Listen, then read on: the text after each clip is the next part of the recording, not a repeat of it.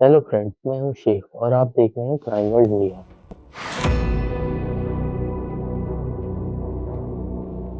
कभी सोचा है एक आम सा दिन किसी खानदान के लिए अचानक सबसे दर्दनाक और खौफनाक दिन बन के रह जाए। तो दोस्तों, ये केस है गौरव राय का, जहां खुशी, मोहब्बत, झूठ और इंतकाम सब कुछ एक ही अंजाम पर आकर रुक गए। शादी की खुशियां और इम्तहानों का दबाव गौरव के घर में इन दोनों का ही समा था। इसके बड़े भाई की शादी करीब आ रही थी और घर में तैयारियों का शोर था। हंसी मजाक, गौरव खुद भी काफी ज्यादा खुश था, लेकिन उसके इम्तहानात भी सर पर आ रहे थे। पिछले 2 हफ्तों से गौरव ने एक खास रूटीन बना ली थी। वो दिन में पढ़ता और शाम को 7 साढ़े 7 बजे दोस्तों के साथ बाहर जाता।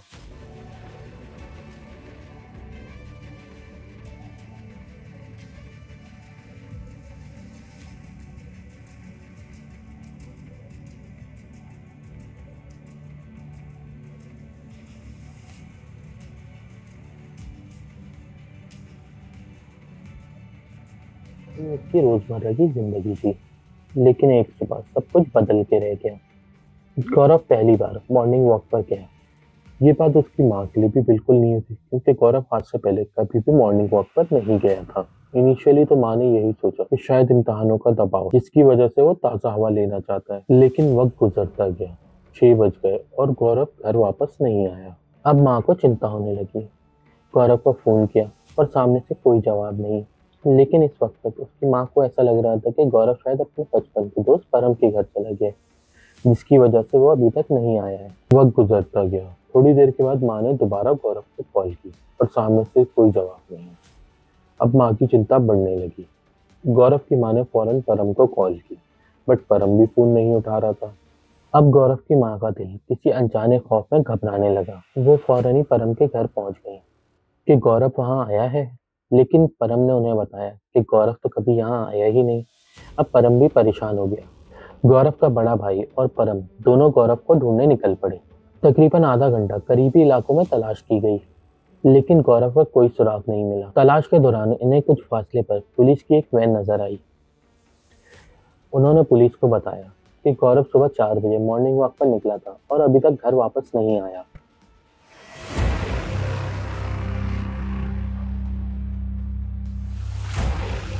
ये सुनकर पुलिस ने जो जवाब दिया, उसने सबको हिला के रख दिया। पुलिस ने गौरव के घर वालों को बताया कि सुबह तकरीबन 5:30 बजे उन्हें 20-21 साल के एक लड़के की लाश मिली है, रेलवे ट्रैक के पास से, और जिसका हुलिया गौरव से मिलता जुलता है।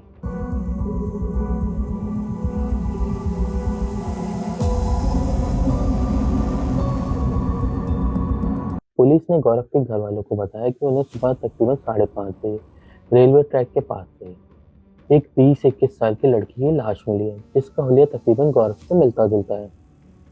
ये सुनकर सबका ये सुनकर सबका दिल बैठ गया। हर कोई चाहता था कि ये गौरव ना हो, कोई और हो। लेकिन जब गौरव के घर वाले लाश की शनाख्त के लिए पहुंचे, तो सब कुछ खत्म हो गया। वो गौरव ही था। जिस्म पर गहरे जख्म थे और लाश बुरी तरीके से कट चुकी थी। किसी भी माँ बाप के लिए ये मंजर बर्दाश्त से बाहर होता है। लेकिन सबसे बड़ा सवाल यही था कि आखिर क्यों, और गौरव का दुश्मन कौन था। इस वक्त गौरव की फैमिली को ये मालूम नहीं था कि ये खुदकुशी नहीं बल्कि एक मर्डर है। और ये भी कि इसके पीछे सिर्फ एक इंसान नहीं बल्कि 3-3 लोग शामिल हैं। हुमा, फिजा और मजहर। गौरव मरने से पहले एक वीडियो बना चुका था, जो उसने अपने फ्रेंड्स को शेयर की थी, जिसमें वो बुरी तरीके से रो रहा था और अपनी आप बीती सुना रहा था, और बार बार इन्हीं 3 लोगों का नाम ले रहा था। आखिरकार ये हुमा कौन थी और उसका गौरव से क्या ताल्लुक था। हुमा गौरव के ही कॉलेज में गौरव के साथ पढ़ती थी। दोनों पिछले 4 साल से रिलेशनशिप में थे। शुरू शुरू में सब कुछ ठीक था, लेकिन गौरव एक सच से अनजान था। हुमा रिलेशनशिप के दरमियान कई लड़कों को डेट कर रही थी और गौरव को धोखा दे रही थी। वक्त गुजरता गया और कुछ वक्त के बाद गौरव को पता चला कि हुमा कई बार गौरव को धोखा दे चुकी है। इन्हीं लड़कों में से एक लड़का था आर्यन, जो गौरव और हुमा के ही कॉलेज में पढ़ता था। हुमा कई बार गौरव को झूठ बोलकर आर्यन के साथ डेट पर जा चुकी थी, लेकिन एक दिन गौरव ने इन दोनों को साथ देख लिया। हुआ टोटली एडिक्ट है। हुआ का ये पहली बार नहीं था, इसने मुझे 10-12 बार और चीट किया था। तीनों ने मुझे उनको बहुत हरास किया, धमकी दी कि तेरे पर केस कर देंगे और मुझे कोई ऐसा वो नहीं होगा अगर मैं मर जाऊँ। मैंने मरने के बाद उन्होंने और एलिगेशंस भी लगा दी। मुझे ज्यादा शेयर करो ताकि मुझे इंसाफ मिल सके, क्योंकि एक लड़की ने मुझे फेक एलिगेशंस लगा के मुझे इतना मजबूर कर दिया कि मुझे करना पड़ रहा है। गौरव जब भी हुमा को दूसरे लड़कों के साथ देखता तो वो उसे समझाता कि हम एक रिलेशनशिप में हैं, ये सब ठीक नहीं है। हुमा माफी मांगती और वादे करती और कुछ दिन तक सब कुछ ठीक रहता और फिर कुछ वक्त के बाद दोबारा वही सिलसिला शुरू हो जाता। लेकिन एक दिन गौरव टूट गया जब उसने हुमा और आर्यन को एक बार दोबारा साथ देखा और उसने गुस्से में हुमा को 2 थप्पड़ मार दिए। इस वाक्य के बाद दोनों कुछ वक्त के लिए नॉर्मल हो गए। कुछ वक्त के बाद हुमा के भाई ने गौरव और हुमा को एक पेट्रोल पंप पर साथ देख लिया। ये मसला इसलिए बड़ा हो गया कि हुमा ने कभी भी अपने घर वालों को अपनी रिलेशनशिप के बारे में नहीं बताया था और हुमा के घर वालों को कुछ भी इस रिलेशनशिप के बारे में मालूम नहीं था। हुमा की बड़ी बहन फिजा हुमा को ऑलरेडी गौरव से रिलेशनशिप तोड़ने के लिए वार्न कर चुकी थी, लेकिन अब बात घर तक पहुंच चुकी थी। खुद को बचाने के लिए हुमा ने झूठ का सहारा लिया और कहा कि हम तो 3-4 महीने पहले ही ब्रेकअप कर चुके हैं। जब घर वालों ने हुमा की बात पर यकीन नहीं किया तो हुमा ने एक और बड़ा इल्जाम गौरव पे लगा दिया।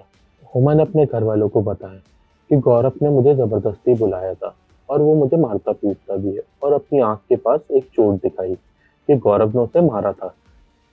लेकिन हुमा ने अपने घर वालों को ये नहीं बताया कि आखिर गौरव ने उसे मारा क्यों था। लेकिन हुमा ने अपने घर वालों को ये नहीं बताया कि वो मुसलसल गौरव को धोखा दे रही थी और एक ना एक दिन ये सब कुछ खत्म होना था या उस पंजाब में ऐसा ही कुछ होना था। गौरव की मौत के बाद सबसे बड़ा सवाल यही था कि ये खुदकुशी थी या किसी ने इस अंजाम तक उसे पहुंचाया। शुरू-शुरू में पुलिस ने इस केस को खुदकुशी के जुमरे में देखा क्योंकि लाश रेलवे ट्रैक के पास मिली थी, तो यही माना गया कि गौरव ने शायद ट्रेन के नीचे आकर अपनी जान ले ली। लेकिन ये कहानी इतनी ज्यादा सादा नहीं थी। गौरव की फैमिली ने पुलिस को वो वीडियो दिखाई जो उसने अपने मरने से पहले रिकॉर्ड की थी, जिसमें वो बुरी तरीके से रो रहा था। इस वीडियो में गौरव पूरी तरीके से टूट चुका था और वो बार बार एक ही बात दोहरा रहा था कि ये सब मैं अपनी मर्जी से नहीं कर रहा, और वो पूरी तरीके से रो रहा। और फिर इन 3 लोगों का नाम लेता, हुमा, फिजा और मजर। ये वो लम्हा था जिसने पूरे केस का रुख बदल के रख दिया। पुलिस ने जब गौरव की पोस्टमार्टम रिपोर्ट देखी तो कई सवाल उठने लगे। जिस्म पर कई जगह चोट और कट के निशान और ज़हनी दबाव के वाज़ह आसार। ये सब एक नॉर्मल खुदकुशी की कहानी नहीं लग रही थी। पुलिस ने अब इस केस को एबिटमेंट टू सुसाइड के केस में देखना शुरू किया। सबसे पहले हुमा को बुलाया गया। शुरू-शुरू में हुमा ने सब कुछ डिनाई किया कि हम तो कई महीने पहले ही ब्रेकअप कर चुके थे और उसका गौरव से कोई ताल्लुक नहीं है। लेकिन पुलिस के पास कॉल्स का डिजिटल एविडेंस, चैट और लोकेशन डेटा शामिल था जो हुमा के बयानात को रद्द कर रहा था। जब पुलिस ने हुमा पर दबाव बढ़ाया तो वो बयानात को बदलने लगी। कभी वो कहती कि वो मुझे परेशान कर रहा था और कभी कहती कि मैं खुद भी डरी हुई थी। लेकिन गौरव की वीडियो हर बात को गलत साबित कर रही थी। तहकीकात में ये बात भी सामने आई कि इस पूरे मामले में हुमा अकेली नहीं थी। हुमा की बड़ी बहन फिजा और एक करीबी रिश्तेदार मजहर इस मामले में बराह रास्त शामिल था। पुलिस के मुताबिक गौरव पर ज़हनी दबाव डाला गया, उसे धमकियां दी गई, उसकी इज्जत को निशाना बनाया गया और खानदान की इज्जत को निशाना बनाया गया। ये सब कुछ इतना शदीद हो चुका था कि गौरव पूरी तरीके से टूट चुका था।